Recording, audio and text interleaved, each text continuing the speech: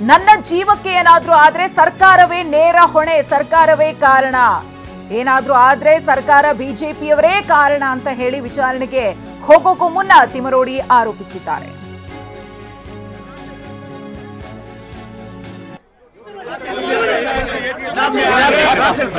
ಸರ್ಕಾರವೇ ಕಾರಣ ಆಗ್ತದೆ, ರಾಜ್ಯ ಸರ್ಕಾರವೇ ಕಾರಣ ಆಗ್ತದೆ.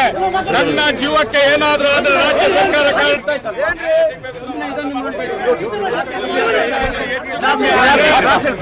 ಸರ್ಕಾರವೇ ಕಾರಣ ಆಗ್ತದೆ, ರಾಜ್ಯ ಸರ್ಕಾರವೇ ಕಾರಣ ಆಗ್ತದೆ. ನನ್ನ ಜೀವಕ್ಕೆ ಏನಾದ್ರೂ ಆದ್ರೆ ರಾಜ್ಯ ಸರ್ಕಾರ ಕಾರಣ ಆಗ್ತದೆ.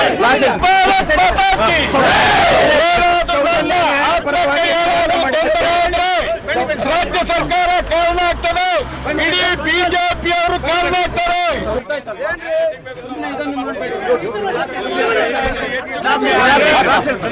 ಸರ್ಕಾರವೇ ಕಾರಣ ಆಗ್ತದೆ, ರಾಜ್ಯ ಸರ್ಕಾರವೇ ಕಾರಣ ಆಗ್ತದೆ. ನನ್ನ ಜೀವಕ್ಕೆ ಏನಾದ್ರೂ ಆದ್ರೆ ರಾಜ್ಯ ಸರ್ಕಾರ ಕಾರಣ ಆಗ್ತದೆ. ರಾಜ್ಯ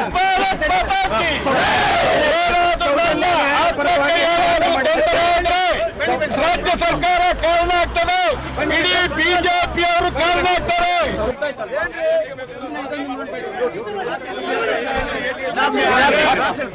ಸರ್ಕಾರವೇ ಕಾರಣ ಆಗ್ತದೆ, ರಾಜ್ಯ ಸರ್ಕಾರವೇ ಕಾರಣ ಆಗ್ತದೆ. ನನ್ನ ಜೀವಕ್ಕೆ ಏನಾದ್ರೂ ಆದ್ರೆ ರಾಜ್ಯ ಸರ್ಕಾರ ಕಾರಣ ಆಗ್ತದೆ. ರಾಜ್ಯ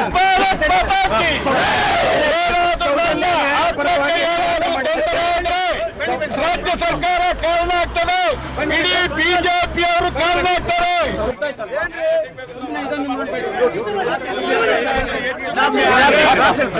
ಸರ್ಕಾರವೇ ಕಾರಣ ಆಗ್ತದೆ, ರಾಜ್ಯ ಸರ್ಕಾರವೇ ಕಾರಣ ಆಗ್ತದೆ.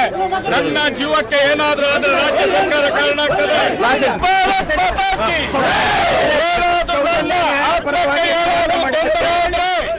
ರಾಜ್ಯ ಸರ್ಕಾರ ಕಾರಣ ಆಗ್ತದೆ, ಇಡೀ ಬಿಜೆಪಿ ಅವರು ಕಾರಣ ಆಗ್ತಾರೆ.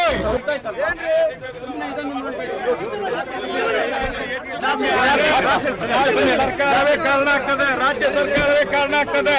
ನನ್ನ ಜೀವಕ್ಕೆ ಏನಾದ್ರೂ ಆದ್ರೆ ರಾಜ್ಯ ಸರ್ಕಾರ ಕಾರಣ ಆಗ್ತದೆ.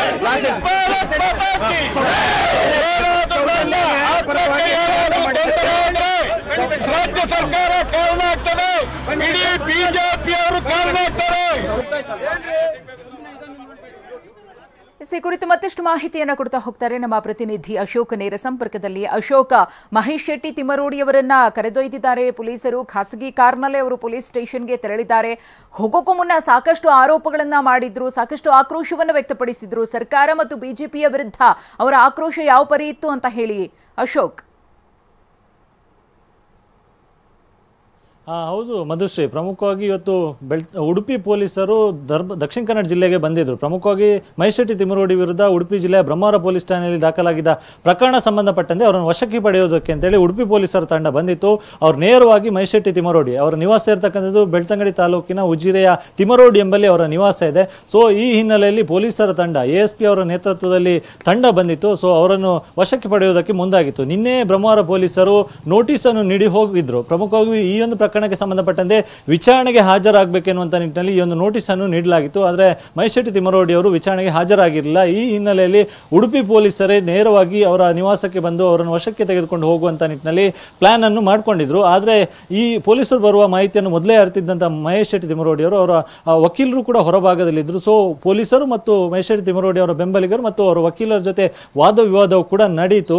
ಪ್ರಮುಖವಾಗಿ ಅವರ ವಕೀಲರು ಹೇಳುವಂಥದ್ದು, ತಾವು ಅರೆಸ್ಟ್ ವಾರೆಂಟ್ ಅನ್ನು ಮೊದಲು ತೋರಿಸಿ ಅದಾದ ಬಳಿಕ ಇವರನ್ನು ವಶಕ್ಕೆ ಪಡೆಯಿರಿ ಎನ್ನುವಂಥ ನಿಟ್ಟಿನಲ್ಲಿ ವಾದವನ್ನು ಮಾಡಿದ್ರು. ಆದರೆ ಪೊಲೀಸರು ಈ ಪ್ರಕರಣಕ್ಕೆ ಸಂಬಂಧಪಟ್ಟಂತೆ ತನಿಖಾಧಿಕಾರಿಯಾಗಿ ಅರೆಸ್ಟ್ ಮಾಡುವಂಥ ನಿಟ್ಟಿನಲ್ಲಿ ಅದು ನಮ್ಮ ವಿವೇಚನೆಗೆ ಬಿಟ್ಟಿದ್ದು ಎನ್ನುವಂಥ ನಿಟ್ಟಿನಲ್ಲಿ ಮಾತನ್ನು ಕೂಡ ಆಡಿದ್ರು.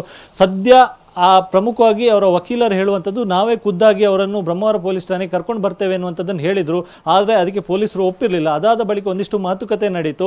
ಮಾತುಕತೆ ಆದ ಬಳಿಕ ಮಹೇಶ್ ಶೆಟ್ಟಿ ತಿಮರೋಡಿ ಅವರ ಬೆಂಬಲಿಗರು ಮತ್ತು ಅವರ ವಕೀಲರು ಹೇಳುವಂಥದ್ದು, ನಾವು ನಮ್ಮದೇ ಆದ ಖಾಸಗಿ ಕಾರ್ನಲ್ಲಿ ಕರ್ಕೊಂಡು ಬರ್ತೇವೆ, ನಿಮ್ಮ ಜೊತೆಗೆ ಬರ್ತೇವೆ ಎನ್ನುವಂಥ ಒಂದು ಒಪ್ಪಂದಕ್ಕೆ ಬಂದರು. ಅದಾದ ಬಳಿಕ ಪೊಲೀಸರು ಕೂಡ ಇದಕ್ಕೆ ಒಪ್ಪಿಕೊಂಡ್ರು. ಹೀಗಾಗಿ ಈಗ ಕೆಲವೇ ಹೊತ್ತಿನ ಹಿಂದಷ್ಟೇ ಮಹೇಶ್ ಶೆಟ್ಟಿ ತಿಮರೋಡಿ ಅವರು ಅವರ ಖಾಸಗಿ ಕಾರ್ನಲ್ಲಿ ಉಡುಪಿ ಜಿಲ್ಲೆಯ ಬ್ರಹ್ಮಾವರ ಪೊಲೀಸ್ ಠಾಣೆಗೆ ಹೋಗಿದ್ದಾರೆ. ಇದರ ಜೊತೆ ಜೊತೆಗೆ ಬಂದಂತ ಉಡುಪಿ ಪೊಲೀಸರ ತಂಡವು ಕೂಡ ಅವರನ್ನು ಕರ್ಕೊಂಡು ಹೋಗಿರ್ತಕ್ಕಂಥದ್ದು. ಪ್ರಮುಖವಾಗಿ ಅಲ್ಲಿ ಬ್ರಹ್ಮಾವರ ಪೊಲೀಸ್ ಠಾಣೆಯಲ್ಲಿ ಇವತ್ತು ಮಹೇಶ್ ತಿಮ್ಮರೋಡಿ ಅವರು ವಿಚಾರಣೆಗೆ ಹಾಜರಾಗಲಿಕ್ಕಿದ್ದಾರೆ. ಅವರ ಮೇಲೆ ಇರತಕ್ಕಂಥ ಪ್ರಮುಖವಾಗಿ ಆರೋಪ ಮಾಡಿರ್ತಕ್ಕಂಥ ಅಲ್ಲಿನ ಬಿಜೆಪಿಯ ಗ್ರಾಮಾಂತರ ಮಂಡಲದ ಉಪಾಧ್ಯಕ್ಷರಾಗಿದ್ದ ರಾಜೀವ್ ಕುಲಾಲ್ ಅವರು ಬ್ರಹ್ಮಾವರ ಪೊಲೀಸ್ ಠಾಣೆಗೆ ದೂರನ್ನು ನೀಡಿರ್ತಕ್ಕಂಥದ್ದು. ಮಹೇಶ್ ತಿಮ್ಮರೋಡಿ ಅವರು ಯೂಟ್ಯೂಬ್ ಚಾನೆಲ್ ಒಂದರಲ್ಲಿ ಬಿಜೆಪಿಯ ರಾಷ್ಟ್ರೀಯ ಸಂಘಟನಾ ಕಾರ್ಯದರ್ಶಿ ಆಗಿರ್ತಕ್ಕಂಥ BL ಸಂತೋಷ್ ಅವರ ವಿರುದ್ಧ ಅವಾಚ್ಯವಾಗಿ ಶಬ್ದಗಳನ್ನು ಬಳಕೆ ಮಾಡಿದ್ದಾರೆ, ಅವರ ನಿಂದನೆಯನ್ನು ಮಾಡಿದ್ದಾರೆ.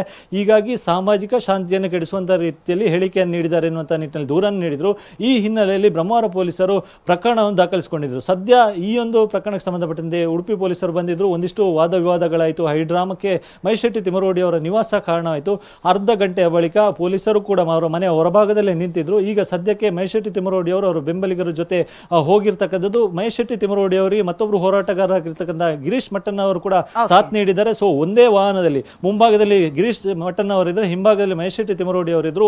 ಅವರು ಹೋಗುವಂತಹ ಸಂದರ್ಭದಲ್ಲಿ ಸರ್ಕಾರದ ವಿರುದ್ಧ ಧಿಕ್ಕಾರದ ಘೋಷಣೆಗಳನ್ನು ಕೂಡಿದ್ರು ಮತ್ತು ಹೋರಾಟಕ್ಕೆ ಬೆಂಬಲವಾಗಿ ಘೋಷಣೆಗಳನ್ನು ಕೂಗ್ತಾ ಹೋದ್ರು. ಇದರ ಜೊತೆಗೆ ಇದರ ಹಿಂದೆ ಷಡ್ಯಂತ್ರ ಆಗಿದೆ ಎನ್ನುವಂತ ಆರೋಪವನ್ನು ಕೂಡ ಮಾಡಿದ್ರು. ಸತ್ಯಕ್ಕೆ ಜಯ ಆಗುತ್ತೆ ಎನ್ನುವಂತ ನಿಟ್ಟಿನಲ್ಲಿ ಘೋಷಣೆಯನ್ನು ಕೂಗಿದ್ರು. ಒಂದಷ್ಟು ಬೆಂಬಲಿಗರು ಕೂಡ ಮಹೇಶ್ ತಿಮ್ಮರೋಡಿ ಅವರ ನಿವಾಸದ ಸುತ್ತ ಜಮಾವಣೆ ಆಗಿದ್ದು. ಸೊ ಅವರು ಕೂಡ ಘೋಷಣೆ ಕೂಗಿದ. ಈಗ ಸದ್ಯಕ್ಕೆ ಉಡುಪಿ ಜಿಲ್ಲೆ ಬ್ರಹ್ಮಾವರ ಪೊಲೀಸ್ ಠಾಣೆಗೆ ವಿಚಾರಣೆಗೆ ಅಂತೇಳಿ ಹೋಗಿದ್ದಾರೆ. ಮಧುಶ್ರೀ, ಧನ್ಯವಾದ ಅಶೋಕ್ ತಮ್ಮ ಮಾಹಿತಿಗಾಗಿ.